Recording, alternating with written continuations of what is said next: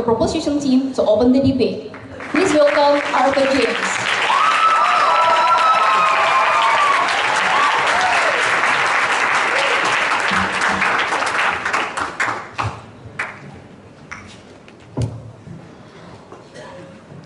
Ladies, gentlemen, fellow wizards, muggles. Right-wing populist parties, individuals and activists worldwide are a threat to minorities and to democracies. Side governments solve this problem. What are our definitions in this debate? We think courts should decide if these are right-wing populists using 5 criteria. The first is nativism, i.e. the scapegoating of immigrants and ethnic minorities. The second is hostility towards elites, particularly institutions like media and the courts. The third is excessive authoritarian approach to law and order. The fourth is a disregard for political correctness and truth. And the fifth, and crucially, is that because of a desire to appeal to a broad coalition of disaffected individuals, spanning the socio-political divide and often with different political desires, they often have a shallow policy agenda designed to appeal to as many people as possible. What does it look like? It looks like Trump in the US, Duterte in the Philippines, the AfD in Germany. What's our model for dealing with these individuals and groups? We would institute a range of restrictions on free speech of political parties and their activists. That goes from shutting down websites and individuals which advocate on their behalf, like Breitbart or Milo Yiannopoulos, to not providing them with a platform, not reporting on them in the media or allowing them to speak in town hall events, to banning them from social media, or in some instances, being happy to ban them from contesting elections entirely. We think that's an extension of the precedent set in the banning of the neo-Nazi party in Germany and of states around the world in banning hate speech. We would note that while the unique phenomenon of right-wing populism is a problem today, were a similar problem to arise with left-wing populism, we would support this policy there too. We have 2 burdens in this debate. The first is to show you that this policy is justified, and the second is to show you that this is an effective way of dealing with the danger that right-wing populists present. With that in mind, we're bringing you 3 arguments. The first is that we combat the threat to minorities. The second is that this harms the development of solutions to the problems which lead to right-wing populists coming about at all. And the third, in Ed's speech, is how this is a fundamental affront to democracy. Before I move on to my first argument about how we actually combat the threat to minorities, what are the principal parameters within which this debate takes place? 2 things. The first is that democracy necessitates a balance of rights, because the rights of individuals sometimes contradict each other. My right to wave my wand in the air contradicts Ken's right not to get poked in the eye. We believe that protecting the most vulnerable from physical harm weighs up more than the ability of certain individuals to have freedom of speech. I'm going to be dealing with that principally in my speech. The second principal parameter which this debate takes place within is that democracy can only happen if it's truth-led. When you are anti-truth, you forfeit your right to the protections of free speech. Ed's going to be talking to you about that principally in his speech. Before I move on to my first argument about how we combat the threat to minorities, what exactly is this one characteristic that is so exclusive to right-wing populism? Wouldn't you end up banning a lot of other ideologies that have similar characteristics? Okay, we told you that courts are good at deciding whether things and individuals fall into certain categories. We gave you literally 5 characteristics that define right-wing populist movements. If courts decide that an individual or a group is part of that movement, then they'll ban those movements, then they'll institute these kinds of free speech protections. Not sure what they're getting at there. On to my first argument, which is about how we combat the threat to minority groups. Because right-wing populism thrives on riling people up and channeling their anger. That's because right-wing populists are overwhelmingly problem and not solution-oriented. Why? Because the reason that they're so popular is that they're able to appeal to diverse coalitions of individuals, often with very little in common. So, someone living in a trailer park in northern Florida has basically nothing in common with a soccer mum living in the Midwest, but they're united by being broadly disaffected with the status quo. The policy demands of these people, economically and socially, are very different. So, in order to maintain this coalition, right-wing populists do 2 things. Firstly, they promise very shallow things. They have very unspecific policies or unsubstantiated catch-all magic wand policies. Secondly, they focus on the problems that their followers face as opposed to the solutions which divide them.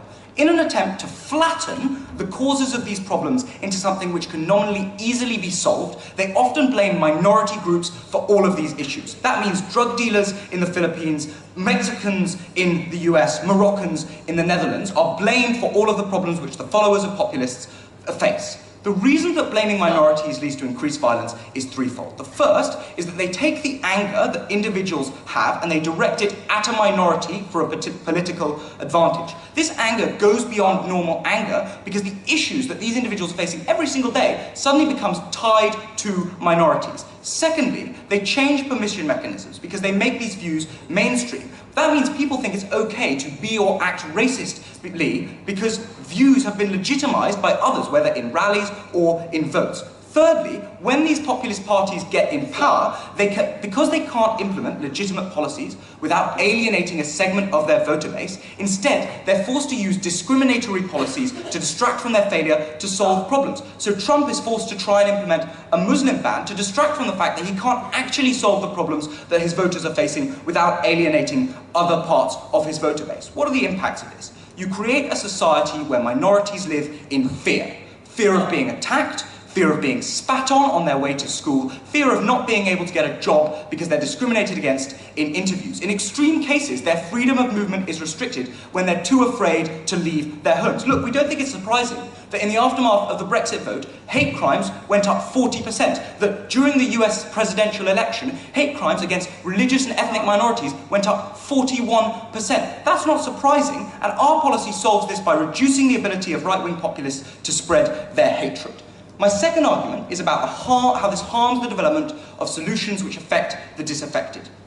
Look, we think there's a legitimate debate to be had over some of these issues, right? We think that disaffected people's concerns unquestionably should be listened to, and there's a conversation that we should have about, for example, how undocumented workers are able to undercut wages. Why does the free speech of right-wing populists actually undermine that debate? Two reasons. First, because it drags politics to the right-wing populist gutter. Because right-wing populists try to take chunks out of the voters of centrist parties by doing things like scapegoating minorities. Those centrist parties are forced to move to the right in order to try and keep hold of those voters. The DPP in Denmark was able to pull the Danish Liberal Party right to the point when a party that previously was pro-immigration and asylum seekers ran on a platform of explicitly limiting the number of asylum seekers able to come into that country. The second way that they distort the politics and they harm the development of solutions is because of a lack of nuance in the language that these politicians use. Populist candidates use charisma and shocking language to get free airtime and to show themselves to be saying what the people are thinking. Other parties, in order to compete, are forced to also use shock tactics. So One Nation in Australia was able to change the debate on immigration to the point when the yellow peril was a phrase that was actually commonly used. We think you can't have a proper political debate when the language that you're using is unnuanced, when you're conflating asylum seekers and refugees and immigrants in a way that only populist parties force politics to do. On our side of the house, we're able to escape the noise of populism, we're able to rise above the din, and we're able to have a conversation between centrist politicians which leads to actual nuanced, legitimate solutions to these problems. In Canada, they were able to have a nuanced conversation about immigration free from the noise of populists, which means they were able to impose an immigration policy that is actually fair and that actually helps the individuals on the ground. Because Team England is the side which protects minorities and actually helps solve the issues which lead populist parties to come about in the first place. I beg you to propose.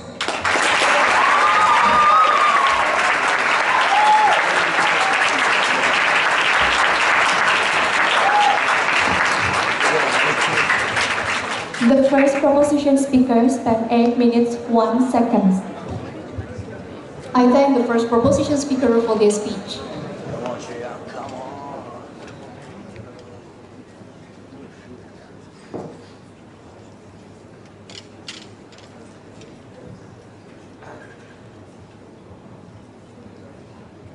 And now, to open the case for the opposition, please welcome Wei Shuya.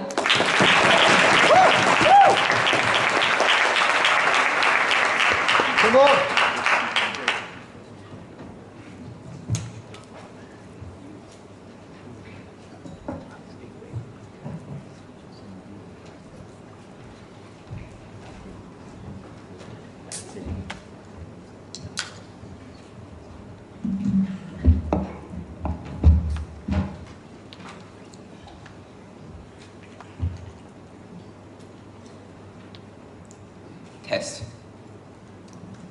Proposition's argument is that right-wing populism is an ideology that can be distilled into 5 key characteristics. There's actually scientific dissection. Honestly, I think it is very demeaning for their side to say that a quarter of all French people and millions of people all around the world are fundamentally nativistic. They are not politically correct. They just want to lash out at the establishment. I think that what they are doing is to reduce the legitimate viewpoints of all of these people, and I think it's evidence of their liberal arrogance to say that these views should be dismissed from society. We stand against that. What's our stance? 1. We will not impose any restrictions on right-wing populist speech. 2. Obviously, we don't have to stand for threats to an individual's safety, like death threats, and we will prosecute for acts of violence accordingly. 3. We broadly believe in the value of free speech, even those that are racially tinged. There may come a point where the intent is so malicious and the expressive function of such speech is marginal. In those cases, we will judiciously prosecute for hate speech. The distinction might be porous, and when it is unclear, we will err on the side of free speech. 4. Proposition's burden is not just to defend current laws restricting free speech, but they need to defend restricting the entirety of this political ideology. Not just the white noise, but also the very legitimate viewpoints that are communicated. We're going to forward 3 arguments. 1. The right-wing populist speech is legitimate and should not be restricted. This deals with the fundamental premise in their case that right-wing populism is something we don't want in society. 2. On the risks of government abuse. And 3. My second speaker will explain how they harm political discourse. But before that, some rebuttals. They first told us that a ban was justified because a democracy is about a balance of rights. But this assumes that their policy is the only way to protect minorities. This is not true, because ethnic and racial minorities can always vote for the Democratic Party, with democratic checks and balances that are in place. But you know who doesn't have an alternative? It's the millions of disenfranchised workers within the Rust Belt who cannot get another way to express their political views on their political spectrum. We allow for representation without legitimate viewpoints to be expressed. They then say, but these are just distractions, it's just white noise. Right-wing populism isn't solution-oriented. I think this is honestly very demeaning to see that half the people in America don't want to vote for actual policies. There are very legitimate policies that can be carried out. For instance, immigration quotas, trade protectionism, etc. It's not just all white noise. They then talk to us about how we may instill fear in minorities. Now, a person's response to such speech could be fear, but it could also be one of moral indignation. And there are many reasons to suggest why moral indignation is the more likely response, rather than feeling threatened. The reason for this is because the cost of expressing free speech in the status quo is very low. A lot of this speech happens within social media. So these are people who agree with you, etc. There's a reason why when many African Americans listen to Trump's tweet, the way they respond is not of fear or threat, but they respond by retweeting anti-Trump messages and having them shared and affirmed by people who share their beliefs. Before I move on, yes?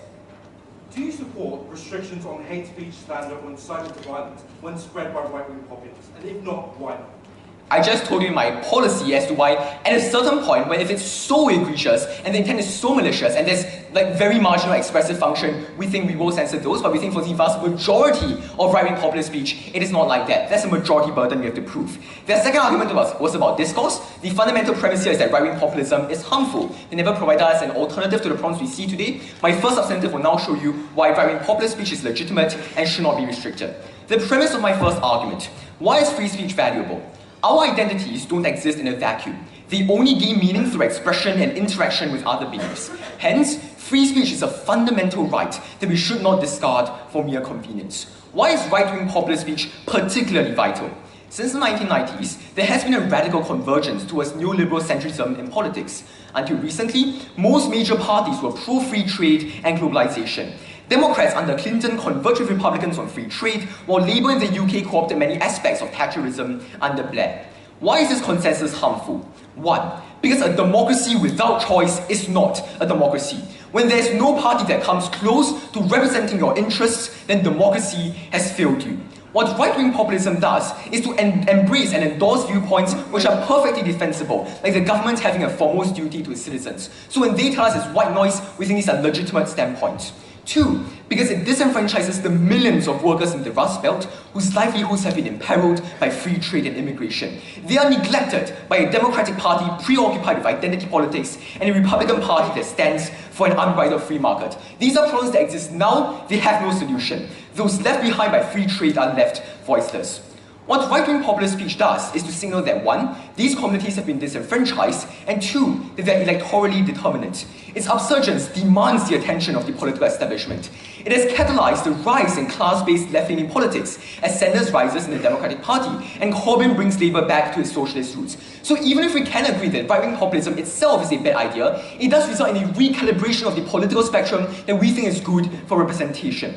Now, we acknowledge that right-wing populist speech may have unsavory elements, and this deals with their premise that these unsavory speech is Point of information. But before I move on, yes. Right-wing populists like Trump are known for fake news and lies. Why does that provide a valuable choice for voters if their votes are based on misinformation? One, I think the fact that they believe in this fake news, or if they know it's fake news but still vote for it, is still a legitimate form of political expression that they may not care this much about these facts. My second argument will show you how you worsen everything you're talking about. We think that even unsavory elements of speech has immense expressive value for 2 reasons. 1, because it is unreasonable and elitist to demand that the disenfranchised speak only in the language and vernacular which the elites find palatable, what they call in their policy political correctness. Anti-immigration sentiment, expressed without extensive qualifications and hedging that we are familiar with in our political discourse, does often sound quite racist, but not everyone has access to the sanitized language of Team England, particularly for the worst off. 2, because problematic language has a unique signaling effect. Saying we need to overhaul immigration quotas doesn't convey the same intensity as saying immigrants should get out of our nation. The left represents a fundamental disillusionment towards globalization and the belief that integration is hopeless. Hence, right-wing populism is an indispensable part of speech and democracy that should be preserved. My second argument is on the risks of government abuse. My thesis is that propositions policy is a vast expansion of the state's regulatory power over free speech. Given all the ambiguities involved, this is a huge target for abuse. Just listen to the 5 criteria they presented. What is nativism? What is an attack on the establishment? If I critique the New York Times, is that considered under their policy? This means that all their anti-truths and hate speech are incredibly vague. And this is particularly true because fake news, as they want to talk about in the POI, heavily involves judgments of character, like claims that Bill Clinton is a womanizer, or causal judgments that the police shot a black man because of racism. The truth of these claims cannot be objectively proven. Furthermore, whether something passes the threshold of hate speech is highly dependent on context and intent. They can't just throw this away with a mechanism in their policy. For instance, Jeremy Corbyn has said that immigrants undermine labour standards, but presumably he wouldn't be prosecuted under proposition. Therefore, the content of such speech is subjective. But beyond that, the prosecution is subjective as well. In most of criminal law, governments don't prosecute every case because there are too many of them.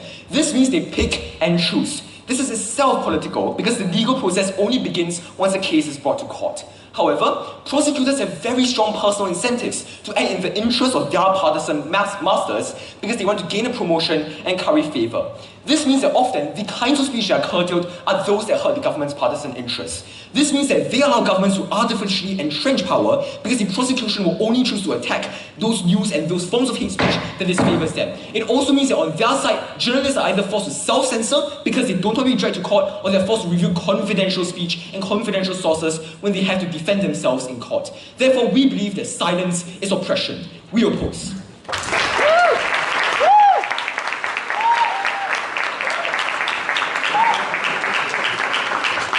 The first opposition speaker spent 8 minutes 14 seconds. I thank the first opposition speaker for their speech.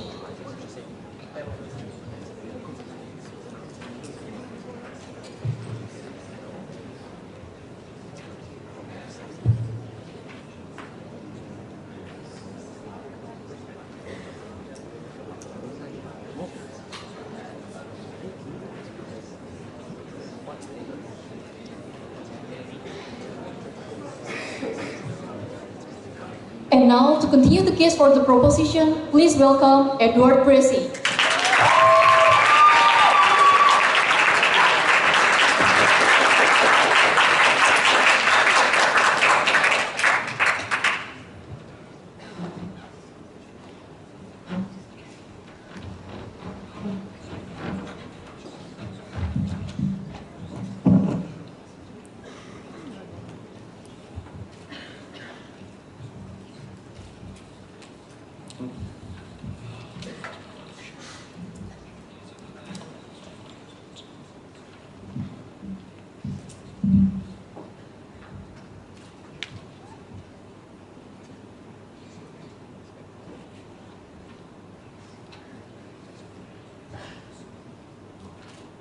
it is problematic for side opposition to stand up and simply deny the racist vitriol that is not only endemic when we look at actual examples of right-wing populists on the ground, the Front National in France, Trump in the United States, Duterte in the Philippines, Geert Wilders in the Netherlands, the list goes on. But second of all, when we give you 3 mechanisms in our first speech as to why this kind of racist vitriol is not only endemic and the result of the fact that you have a very wide but very shallow coalition, but second of all, is almost inevitably transferred to the minorities about whom it is made.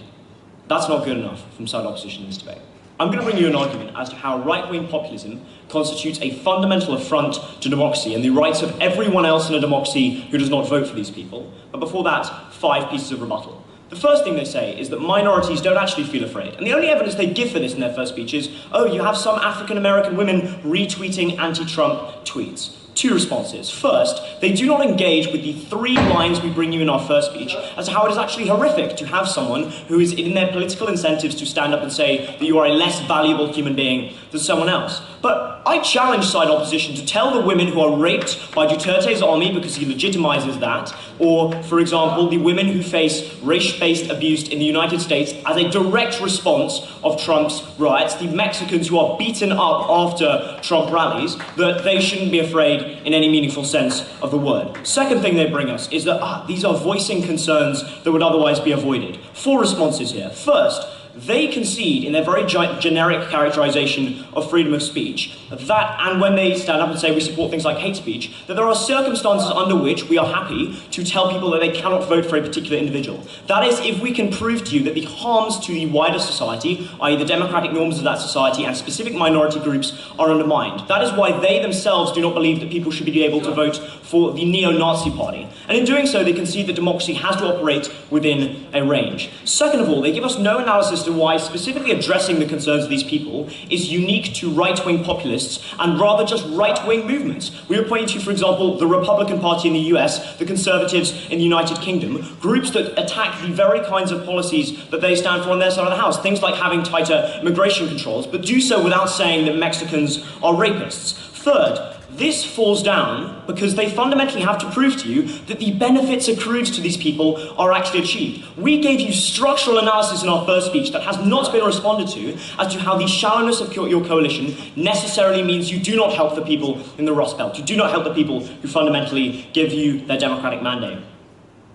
Third point of rebuttal, they say these are legitimate policies. Again, 2 responses. First, we would challenge the factual legitimacy of lots of the policies that individuals like Duterte or Trump have passed, because the vast majority of them are not restricting trade or placing limits on the power of big businesses or giving more welfare to the working man. They are instead avoided because they recognize there is inherent conflict between supporting Obamacare for those that want it and also not supporting Obamacare for those in your mandate who do not want it. The kinds of policies you actually get passed are the ban on trans individuals in the army, the ban on Muslims from particular countries, because those are the ones that is easiest to unite your base behind. Second of all, again, this is predicated on these policies actually being fulfilled and people actually wanting that. We point to the example of the fact that only 28% of United States citizens now support Donald Trump as evidence of the fact that no matter what he says about these policies, he's probably not implementing them. Fourth and finally of all, they throw out this really generic argument about how this policy could possibly be abused because of the vague criteria we implement. We tell you that the courts make exactly this kind of calculation the whole time. And you know how we know that's effective? Because they stand by exactly the same mechanism when they talk about things like slander, when they talk about things like hate speech, when they talk about things like incitement to violence. If you can disseminate specific criteria and attach them to those instances of racial abuse, presumably we can also attach them to the 5 criteria we brought you in our first speech. Before I move on to my argument about how right-wing populism is fundamentally an affront to everyone's rights, yes. Would you also prosecute every single person who calls those in the Rust Belt a immoral, horrible neo-Nazi? Come on, this obviously operates on a scale, right? So on the smaller end of things, if an individual person is racist and inciting other people to go and physically harm someone else, then possibly. If that person does so with 100,000 Twitter followers and the direct response of that policy is that hate crime increases 41% in the week after they're elected, yes. Okay, my argument, right-wing populism and the affront to democracy. We think right-wing populism undermines the integrity of democracy and is therefore a threat to the democratic rights of all. 2 strands. First, it poisons real democratic debate. There are a couple of pieces of context we need to understand for this argument to make sense. First, right-wing populists abuse the truth and shift their stances. That is because they have broad but shallow coalitions brought together by conflicting vague promises, i.e. they promise simultaneously to slash Obamacare, but also to provide welfare to those in need. We point to the example of Duterte as someone who literally has a team of 20 people hired to act as internet trolls and spread misinformation on the internet. Second of all, they dress up their opponents as conspiratorial elites and fundamentally use that as a tool to not engage with them. They demonize their portrayal of their opponents. And as a consequence, when you try and challenge someone like Duterte or Trump or Geert Wilders on their prejudices, the response you get is, see, look, this is exactly what the liberal media is doing time and time again. Third thing on this, they rely on propagating fear and prejudice. Again, because they cannot unite their coalition through legitimate policy, because the people they draw together are drawn under vague and conflicting terms, they are reliant on common fears and prejudices. The takeaway from this argument is that the key tenet, the key appeal of lots of these individuals is inherently irrational. That is to say, they rely on the propagation of a fear that probably should not exist. All of these fundamentally undermine the debate necessary to productive, competitive electoral politics. Why? First, because when you twist and muddy the truth of a debate, you challenge the reality in response to which that debate existed in the first place. When fake news and alternative facts are placed on the same pedestal as actual factual realities, you cannot have a functional discussion about certain issues. You cannot have a functional discussion about undocumented workers in the United States when it is a fact that Mexicans are rapists, in the same way that it is a fact that Nieto is the president of Mexico. Second of all, likewise, you also cannot have a debate between two reasonable sides that engage with each other and provide for the voter fundamentally a response. That is, which of these two options is probably better for your interests. When one of those sides systematically fails to engage with the other, both are the consequence of the fact that they use literally who those other people are as a way of attacking them rather than attacking their policies. When second of all, they have terrorized the people that support them and struck fear into their hearts to the extent that they will not hear logical reason. Second strand of this argument is that these individuals attack the very framework of democracy. Part of their anti-establishment narrative on which they rely is to attack institutions like courts, like electoral processes. That is why we see individuals like Geert Wilders in the Netherlands and Donald Trump not only threatening to punish the courts if they get into power, but refusing to accept election results. Insofar as democracy relies on the balance of power that is supported both by the fact that you give a massive mandate to the individual that you give your vote to, but also by the fact that there are some checks and balances by an independent body to stop that person abusing that power, democracy is fundamentally perverted when justices and courts are fundamentally too afraid to do their job. The takeaway of this whole argument is twofold. First, if you weigh this debate based on democratic integrity and the rights of individuals, the very presence of right-wing populists makes it harder for people on the ground to come to terms with who they are voting for, why they are supporting that person, and ultimately what they should draw out of that. We would draw the analogy to perjury insofar as we're happy to limit free speech in the short term if it ensures the integrity of a process that is vital to our society in the long run. So proud to propose.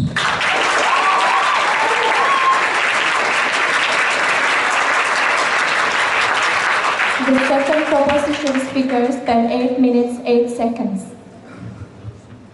I thank the second proposition speaker for their speech.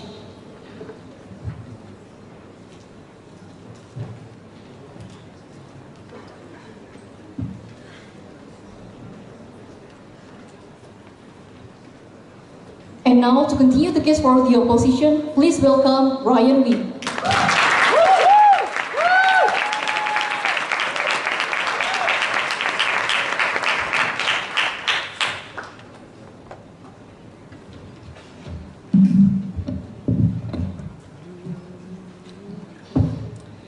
Let me be clear. This is a debate about the individuals whom politics has forgotten. The individuals alienated when factories closed down. Individuals who may not be experts in governance, but are experts in their own lives. Team England wants to talk about fear. I tell you, fear is when you lose hope, because mainstream political parties no longer represent you. And honestly, it is very demeaning for Team England to come up here and tell us that the millions of individuals have been duped, that they have been deceived, and that they do not know what is right for them. We reject that on Team Opposition. 2 questions. First, why is right-wing populism a legitimate viewpoint? Second, how do we improve politics? First, why is it a legitimate viewpoint? And I'd like to point out that the characterization actually shifted from first to second. And first it was about these nice 5 scientific characteristics about what right-wing populism is. Right? Second speaker is incitement to violence and hate speech. To be clear, we were very clear on our stance. All the problems about violence, we can prosecute the act of violence. They need to tell us why prosecuting the speech is the most important thing in this case. Furthermore, we talked about how we are willing to err on the side of caution when it comes to hate speech, and we think it is generally clear when conditions are egregious enough. I want to be clear, they did not actually touch our analysis about the general centrist consensus. All they said is that, but the Republican Party can represent you. Do you know why the Republican Party represents them now? Because Trump was elected. Because the Republican elites realized that for far too long, they have been leaving these individuals behind and not caring about their interests. To be clear, the Republicans did not represent these people before the right wing came to power. That is why, when they say this drags politics into the gutter, I would say it is not a gutter. I would say it is views that people want, views that they actually stand for, policies they actually care about. And I think that these individuals do know what is good for them. So we can agree with our first speaker's principle that democracy is about a balance of rights. Yes, we think they are taking away the fundamental right for these individuals to have a party stand for them. And we think that is a right we should protect. They said, but there's fake news and there's misinformation and people aren't debating on truth and facts. I think generally people are becoming more aware of partisan biases. I think democracy actually solves for fake news because fake news just discredits its source. Think about it. Alex Jones basically spread the lie of how Sandy Hook was a conspiracy created by the government. After that, he pretty much lost all the credibility he had. I think people can discern, and people who are voting for Trump, maybe they believe, maybe they understand there is fake news, but if it is like the policies that he is standing for are more important than this fake news, then I think that is a choice they should be able to make. That even if they don't believe everything he says, that the fundamental things he stands for are important. No, thank you. Furthermore, we think that on our side, we pointed out very clearly how sometimes what they call unpalatable are things that we need to respect. They completely dropped my first speaker's 2 tiers of how sometimes unpalatable language is essential to expressing thoughts. How in Team Affirmative, they police thoughts in a way that discriminates against the not well-off. Being born into an elite aristocracy is not a privilege we all share. For some people, it is understandable that it is important for them to be able to express their thoughts in this language, and we think that is an important thing we should respect. Furthermore, we talked about the color and intensity of thought, how sometimes things they call unpalatable are ways and the only way for these individuals to express their true political choice. So, the solutions that these politicians stand for may not be perfect, but we think that the point is that these solutions are far closer to what people actually want. Even if they're not perfect, you'd rather have an imperfect solution that at least is congruent with what people want, rather than a perfect solution that does not be in line with what they want at all. And to be clear, Trump has done things. He has withdrawn from the TPP. He has gotten many automobile factories back, creating jobs in America. We think these are important things we should have. And if Trump's popularity is false, that's precisely the point. If a politician doesn't deliver, he'll become less popular. So democracy corrects for this. Before I move on, yes? Prosecuting the act of violence is the status quo. What did that do for the hundreds of Muslim women in America who were attacked after Trump was elected? So we think that they just fail to actually show us the link between how right-wing populism is this exclusive thing that results in all of this violence. We think that all the mudslinging has been happening for ages, and the point is that they have failed to show us why exclusively this is the way they can have. Furthermore, we think we were very clear that the idea of violence is something we can prosecute, and it is decreasing when we prosecute this violence. Moving back, we think that the point is that we told you how they undermine democracy, and this deals directly with their second speaker's substantive. We think it is not irrational when these individuals engage in this politics. There was never a golden age of politics when we were all rational and debated on all purely facts. Politics has always been about character, always been about who people are. And we think that if people on the ground, voters, decide that that is what is most important for them, that is something that we should respect. Furthermore, they said, when you attack institutions, we think it is generally a good idea if you keep a check on courts. When courts have been filled with elites who do not care about people on the ground, when the entire judicial system is stacked against you because it is filled with elites who do not understand what you are, I think that is fundamental violence upon your dignity. So if they want to talk about violence, I would say the lack of representation is violence to these individuals. Furthermore, they just dropped my first speaker's analysis about how it is incredibly insulting for them to tell us that minorities always cower in fear. We think that's not true. We think many minorities are indignant, particularly in social media. Like they said, when there is actually a community of people around you who will back you up, who will tell you why this is important to you. We think on this ground alone, minorities are protected on our side. But the point is, They didn't write our second substantive on abuse, on how these very 5 scientific criteria are incredibly subjective. What is political correctness? What is nativism? And in that case, we told you how they exercise a chilling effect on discourse. How they literally give governments the tool to crack down on individuals. We think that's wrong. My constructive for today on how Team England harms political discourse. So this argument takes them on their absolute highest. Even if this debate is to be judged on the metric of preventing misinformation, even if it is to be judged on the metric of making speech more palatable, why is it that on our side, we are able to better these metrics? Know that Team England's policy is necessarily known to the public. For example, if Breitbart is punished, it will have to retract its things and provide a public apology to people on the ground.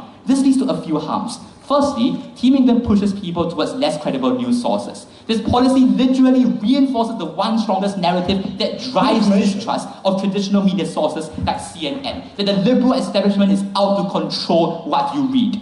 Now that everything that is published in the traditional media has the imprimatur of government approval, it is seen by right-wing populists as an extension of government control. This is terrible. There will always be alternative news sources that provide a less credible form of news. And obviously, we cannot completely censor WhatsApp chains, forums, face-to-face conversations that occur in daily life.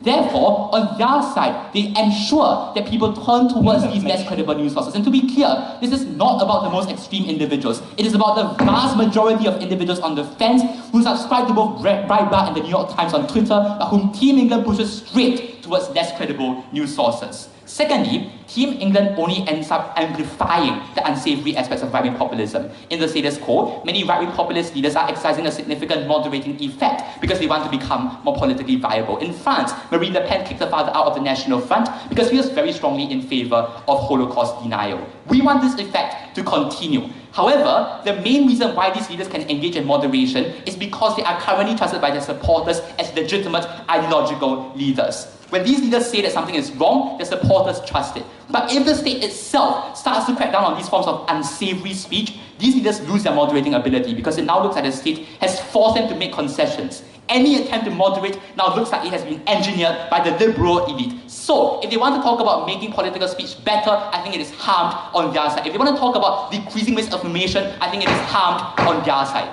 From first speaker, we were very clear. We stand by the baseline that silence is oppression. We oppose.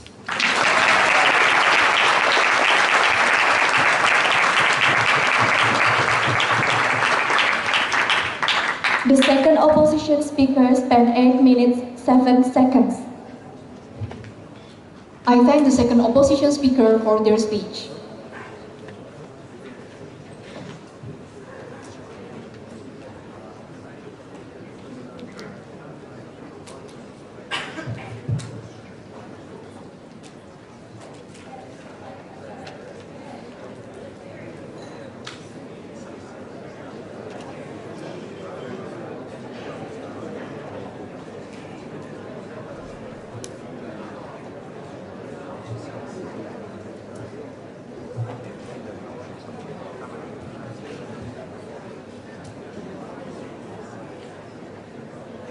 And now, to continue the case for the proposition, please welcome Kenza Wilkes.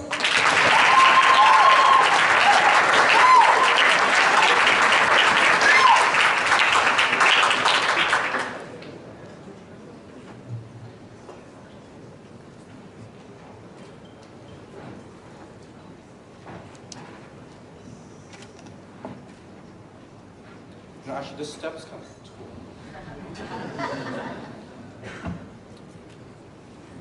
You know, the second speaker is right when he says that this is about people that don't have representation. But what side opposition has thus far failed to prove in this debate is why, once these populists move out of the fore and start poisoning the well of discussion that happens in democracies across the world, while right-wing politicians cannot step in their stead to support these people in a way that does not contradict all of the 5 reasons that we told you, these populists behave that undermines democracy. Their last speaker wanted to stand up and say, well, you haven't shown your links to violence. Ladies and gentlemen, that is fake news as we see it. Because all they wanted to put forward is model shape. What are your categories? How do we know if they're a populist? We give you 5 distinct reasons as to why we think these individuals are likely to fall into identifiable categories of being populist. But ultimately, they wanted only to engage with the extreme end of our scale, i.e. the banning of these individuals from running on the ballot box. Remember all of the other policies that we support, like no platforming them at universities, like stopping their social media pages from operating. These are all ways in which we can try and decrease the influence these populists are able to have. But finally, when the last speaker wants to raise a point about the chilling effect, ultimately, that is far worse when debate cannot happen in nuanced and moderate ways like we have today, because instead people are standing up and shouting that Mexicans are rapists. 3 areas of clash in this debate. Firstly, is this legitimate? Secondly, the provision of solutions and the effects on minorities. And thirdly, the stability of democracy. So on the first of which, is this legitimate? They stand up and give a principle that says, free speech is valuable and these individuals need to be able to engage. No, this does not directly engage with the principle that we give you about the balance of rights for individuals to be safe from fear. If you create an atmosphere of fear and an ignorance of the truth, you're ultimately far more likely to persecute vulnerable minorities. The response that they give as well, lack of representation is violence. Ladies and gentlemen, no. Violence is violence. And given that they've done nothing to contend the fact that we've seen increased rates of attacks on vulnerable minorities in the aftermath of the US election, or the aftermath of Poland and the Law and Justice Party being put in power, or the example that we know all too well, that of Brexit, and individuals that no longer feel safe in their homes, on their streets or communities because of rises and attacks and persecutions upon you just because you're wearing a hijab. But secondly, they say, well, these people need to have a choice. But we question how meaningful that choice actually is if this politics is skewed away from key issues. Because what we told you is that populist parties overwhelmingly cannot have specific policies because they have to please a broad coalition of voters. It's very hard for you to have policies that both say we ought to provide welfare for the people at the bottom, i.e. Obamacare, but we also want to repeal those very acts that protect people. That means you don't get tangible policies that protect people, but only assertions. But finally here, they say, well, we got to give the people what they want. Ultimately, that is not the obligation of a democracy. We think that we should have parameters within the discussion occurs, that we do not allow anti-Semitism just because it's what some people want. That is called a tyranny of the majority that overwhelmingly harms the most vulnerable members of our society. But finally, they say, well, these politicians will likely moderate themselves once they're put into power. See the example of Le Pen. Note crucially, this is reliant on giving them a platform that allows them to get votes in the first place, or in the very worst circumstances, make it into power. Given the author gives you analysis as to why, once they are in power, they're likely to put forward policies that harm those very minorities. We're not willing to allow them to moderate. We would rather nip them in the bud before they're allowed to wind up populations into voting them into power. Let's look secondly at the provisions of solutions and the effects on minorities. We give you concrete reasons as to why these populist politicians are reliant on harms to minorities in order to get into power. Firstly, we tell you that they overwhelmingly scapegoat these people to hold a coalition because they look to simple answers for complex questions. The only response that side opposition give is, well, some African Americans are not upset. They just retweet their opposition. No, crucially, that is an assertion that the vast majority of African Americans behave in that way. But secondly, we think there are many vulnerable individuals that would actually be quite insulted by your characterization of these people willingly just brushing aside these accusations of their lack of humanity. But secondly, more crucially, a permission mechanism is created, and they do nothing to engage with this analysis. Because if the orange man at the front of the room can stand up and say, well, it's okay for me to grab whatever by whatever, or it's okay for me to decide that Mexicans are all rapists, then people who are not predisposed to violence under the status quo are far more likely to engage in those very acts of violence. That's why we see what were ordinary Americans now deciding to punch Black Lives Matter protesters in the face. We think that is a fundamental harm that arises from populism itself. But thirdly and finally, they get into power and they have the ability to implement policies. And this is a direct clash with their material about, well, we need to give these people some kind of choice and some kind of representation. If emboldening these individuals by giving them a populist platform from which to spew their views, you actually harm the debate and harm the rights of these individuals, it cannot be legitimate. But next here, they say, well, this is the, and I quote, elitist vernacular. And the logic here is that less educated people are unable to have debates about immigration unless someone stands up at the front of the room and shouts, "Get the immigrants out." Fundamentally, we think that is a patronizing characterization of how these individuals are able to engage in debate. But secondly, we think what is far more likely is that you shut out nuanced discussions. Because if you think about things like the US primaries, individuals like Cruz or Pence wanted to have discussions about the policies and the ailments that globalization has caused for these people. Instead, we end up having conversations about the length of Donald Trump's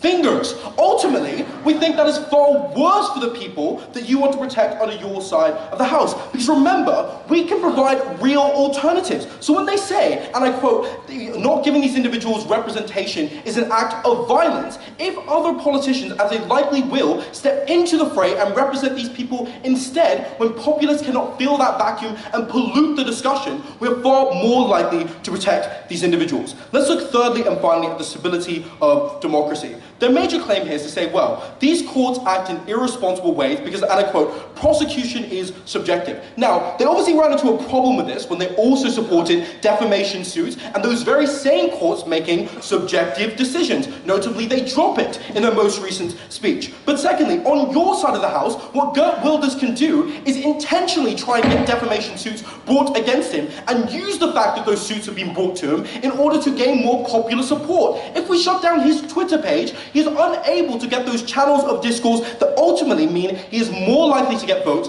and more likely to be put into power. But finally here, they say politics is about character and it's okay for people to make decisions on this basis. Instead, you create a chilling effect on discourse, which harms those individuals. Ultimately, we think it is okay with limiting the amount of discourse that individuals like Breitbart or organizations that actively try to incite violence or limit the rights of minority groups through populist measures, if that means that we are far more able to secure the rights of vulnerable individuals. At the end of this debate, you have to remember we had two criteria. The first of which this was justified for the protection of minority groups. And secondly, that it was effective in challenging the disproportionate control that populists are able to wield over the most vulnerable. For all of these reasons, so proud to propose.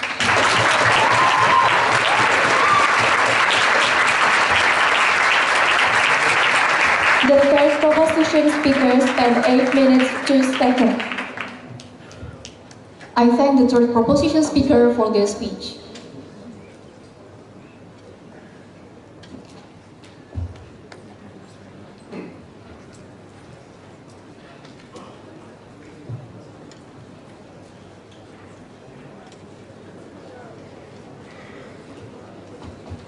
And now, to continue the case for the opposition, please welcome our way home.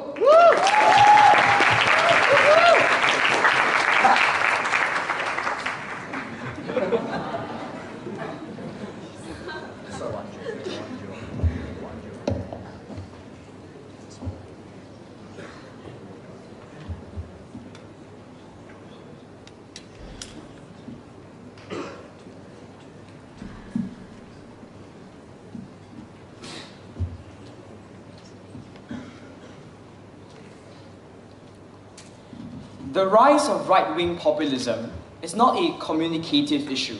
It is a socio-economic political issue. That's why when their policy was to remove symptoms like fake news and to sanitize racist language, it honestly misses the point, because we will never realize why these individuals have these opinions and these beliefs to begin with. That's how we actually nip the problem at its source. That's why we think on our side of the house it's incredibly important we hear why they believe in these things. Even if the way they say it is imperfect, it's important that we know what these beliefs are. That's the first strategic mistake coming from their side. The second strategic mistake is their lack of response to all of analysis since first about how this policy allows for massive government abuse. Mind you, this policy literally gives the ruling elite the ability to silence 1/3 of all Americans and all opposition parties, which are quite powerful right now within the political scene. This is the greatest expansion of government control of free speech we have ever seen in the last few decades. I think they need to engage with our substantives. No, thank you. 3 areas of clash. First, who are the victims? Second, what opinions are valid? And third, why all opinions are attacked on their side of the house. First, who are the victims? We said from the beginning of this debate that minorities are victims, but so are those who have been left behind in the dust of unfettered capitalism. So are those who have been sidelined by the political elite that see them as irrational bigots that ought not to be listened to. These are people that currently don't even have a political party to cater for their class discrimination. These are people who don't have the courts to defend their supposed constitutional rights because they're seen as stubborn people that cannot engage in discourse, as they say, on the outside of the house. These are victims that live in fear because they're caricatured by the liberal elite as immoral, deplorable bigots. They're labeled as someone who's stubborn, irrational, uneducated by team proposition, by their own leaders within these countries. That is the atmosphere that they currently live in. And they are victims that we need to protect in this debate. We thought they were important in this debate. We heard absolutely no response as to why they protect them as well. The response they thought was that, but they can still run for office, but we just won't let them campaign or talk about what they want to do in office. That's honestly nonsensical. So how do their rights compare the rights of minorities? Now, we understand that minorities are important in this debate. What we do think is that minorities have access to a lot more protection than this specific group of individuals who have been casted away by unfettered capitalism and globalization. Why is this the case? One, because minorities can be empowered if they respond with indignation and not fear.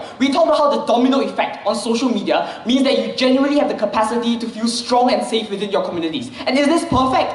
No. But we think that on the comparative, it's a lot more likely that you have an entire Democratic Party willing to defend you, that you're much more better off on your side of the house. But second of all, the hurt is asymmetric, which is to say that many of these individuals have been equally as slandered and threatened on the streets by the liberal elite coming from your side of the house. If this is a response out of fear, then I think that's something that's legitimate as well. So the important point to take away from this is that current minorities who already have a Democratic Party to defend them have access to many other forms of protection. Are they perfect? Absolutely not. But for these individuals who currently have been sidelined by the entire political elite, this is the only way they can have their voices heard. That is the comparative we're willing to defend. Eventually, they shrunk their case because their first speaker said the speech was really bad. But they say, oh no, it's only speech that results in hate crime. Here's the problem. We said from the beginning of this debate that we're happy to prosecute for the physical crime of hurt in itself. The problem with that case is that they were never able to prove structural reasons why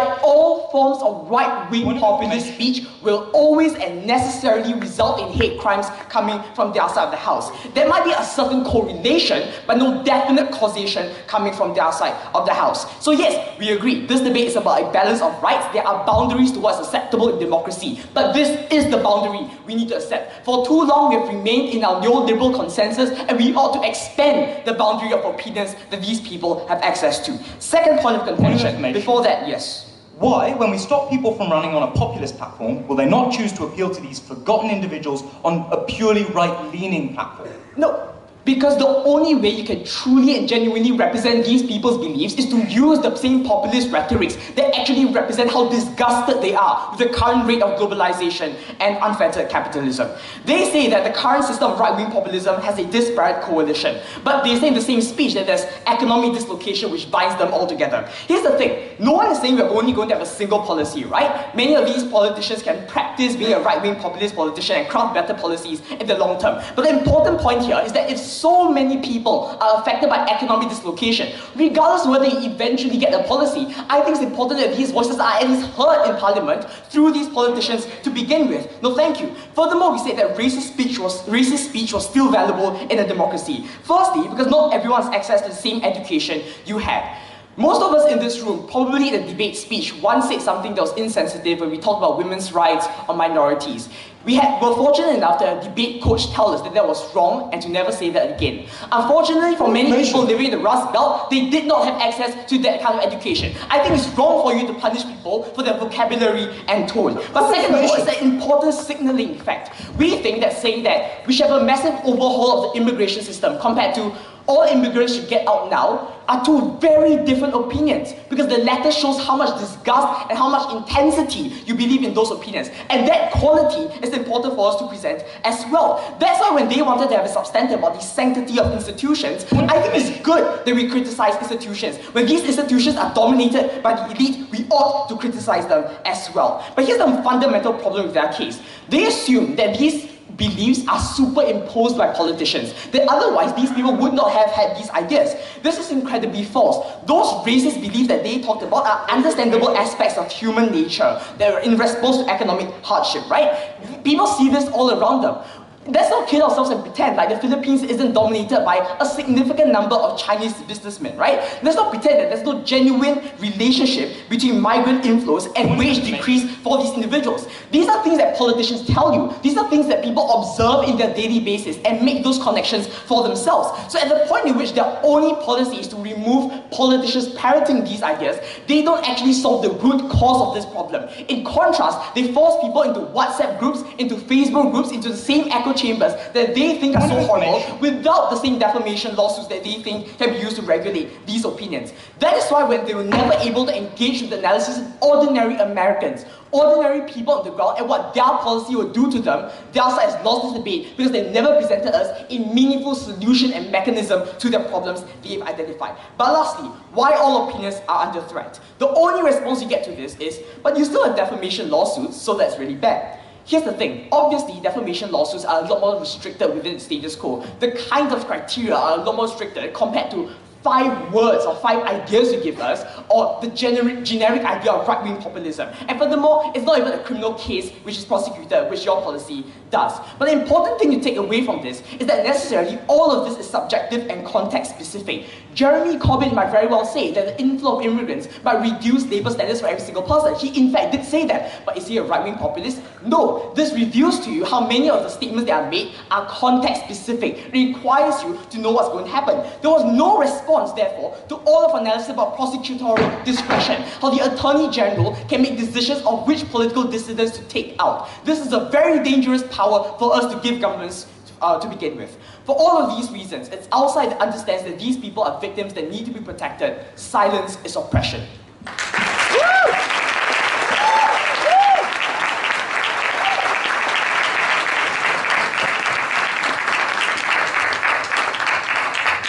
The third opposition speaker spent 8 minutes 16 seconds. I thank the third opposition speaker for their speech.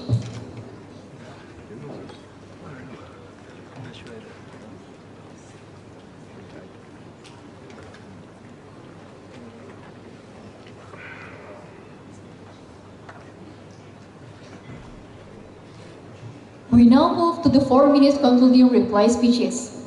To deliver the opposition's reply speech, please welcome Ryan Lee.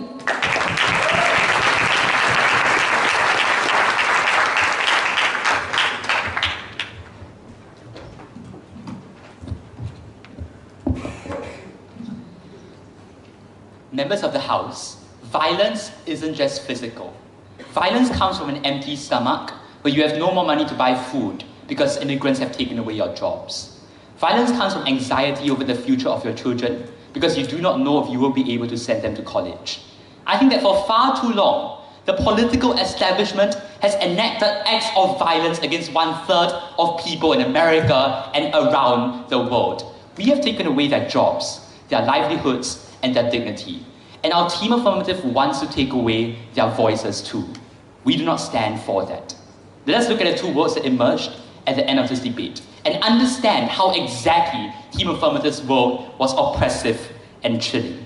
In the world of Team Affirmative, they do not understand what is happening in politics. They do not understand how the centrist consensus has been created ever since Blair and Clinton. How ever since that consensus was created, millions of people around the world have not had any politician to vote for or to support who represents their true views.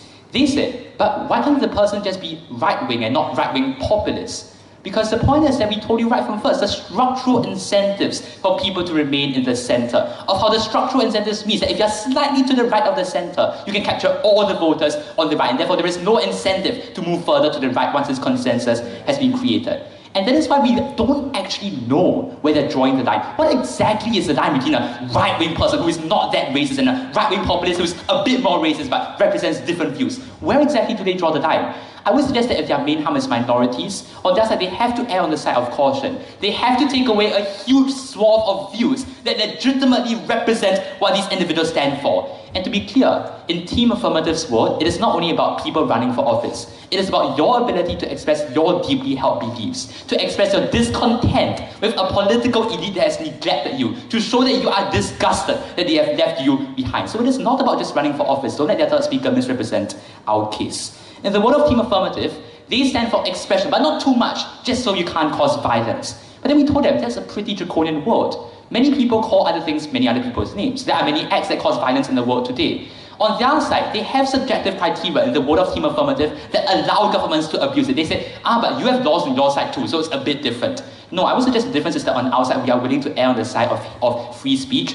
Whereas on your side, you told us very clearly that in Team England's world, they are going to err on the side of caution because minorities are the priority in this debate. We think that on their side, they exercise a chilling effect on discourse. But you know what? If their problem is about minorities, I think they are harmed in the world of Team England. Because in my substantive, I told you very clearly about the moderating effect. Now, they just give a one-line assertion back in third speaker that, it's when they come into power. No. I told you about the structural incentives that these individuals have to moderate and how you disempower the people who take away the racist and anti-Semitic rhetoric that you don't like. So in the world of Team Affirmative, that happens even more. So let us escape the world of Team Affirmative and go to the world of Team Opposition. The world of Team Opposition was very clear on our stance. We believe that these individuals need a voice. They need someone to stand up for them and they need someone to be there to represent their views. We understood that sometimes unpalatable language is the only way for these individuals to express their views because it expresses the color, the tone, the intensity, and the beliefs they have. Analysis we gave you from first, not responded to in all these speakers, and it'll be a bit too late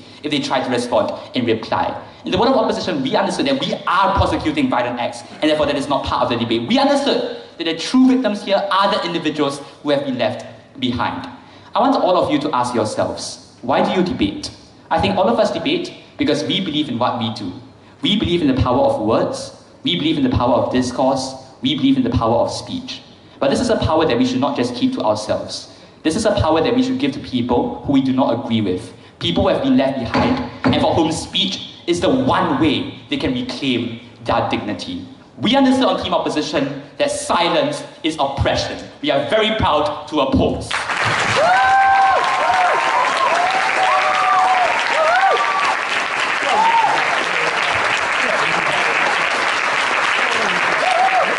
The opposition reply speakers spent 4 minutes 11 seconds.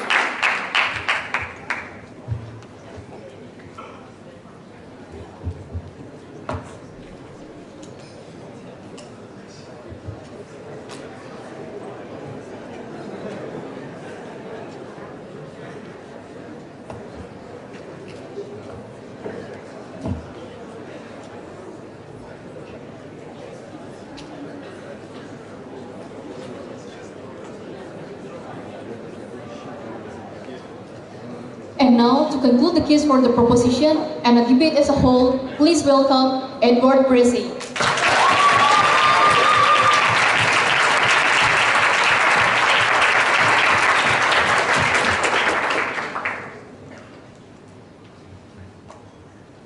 We good? The reason side opposition lost this debate is that I've said some dodge stuff in my time, but Lewis and Fish pointed out time and time again, and I stopped saying that stuff. But nobody tells Donald or Duterte that saying that Mexicans are rapists or that you can grab women by whatever is unacceptable. And in fact, when he says it, when he gets cheers, when he takes votes from legitimate politicians, he not only poisons democracy, but he makes people feel afraid, he makes people feel worthless, and he violates their rights on a fundamental level. 2 questions when adjudicating this debate. First, legitimacy. Second of all, outcomes for the public. On legitimacy, the proposition thrust went like this. We said that there existed a balance, and if the existence of one group led to the fundamental abuse of another, that was unacceptable.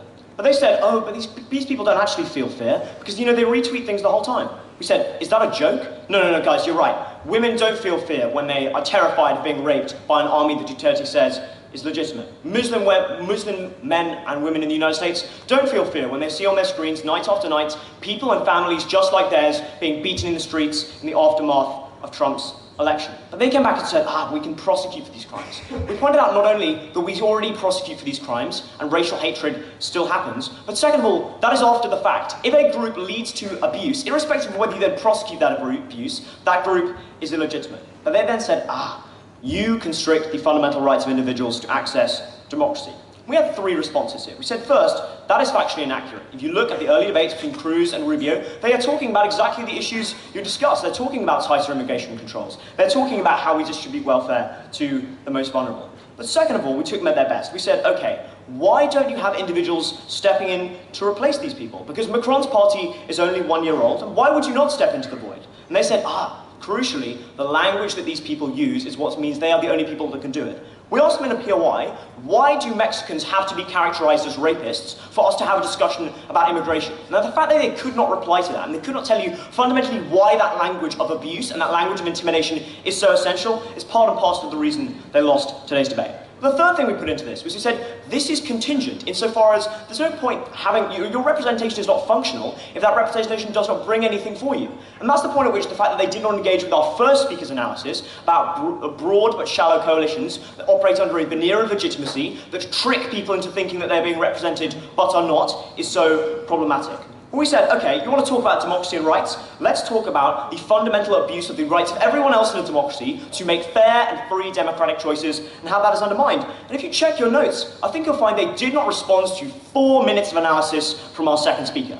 Problematic, to say the least. Second area of this debate, outcomes for the public. The proposition line went as follows. In our first speech, in our second argument, we told you that it is harder to address the issues that they claim to care about because you spread people so thin across this coalition. And we told you that factually, this is not happening. Policies are being passed like the Muslim ban, policies are being passed like banning trans people from the army, and the fact that 28%, only 28% of the United States public continues to support Trump is indicative of the fact that he does not have the tools to empower people and give them what they want. They did not respond to this argument at any stage, but they ran their own principle about representation.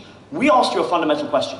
Is representation meaningful if that person does not do what you want them to do? And for all the arguments they threw out in their second speech and then dropped about chilling effects, about less creditable news sources, by the way, what is a less creditable news source than Breitbart? They could not engage with the core tenet of this debate. And that was how do we provide for people issues that they actually need. And the last thing they threw out, right at the end in their third speech, is, these people will be encouraged to moderate. Because yeah, you're right, Trump has really moderated himself since he got into power. He stopped saying all these horrific things, he stopped banning Muslims from countries, he stopped cracking down on people, he stopped cutting welfare to fundamentally the most vulnerable. You're right, Duterte hasn't encouraged his army to go out and rape women. Oh wait, that is the status quo, that is the reality they had to defend this debate, and that is why they lost.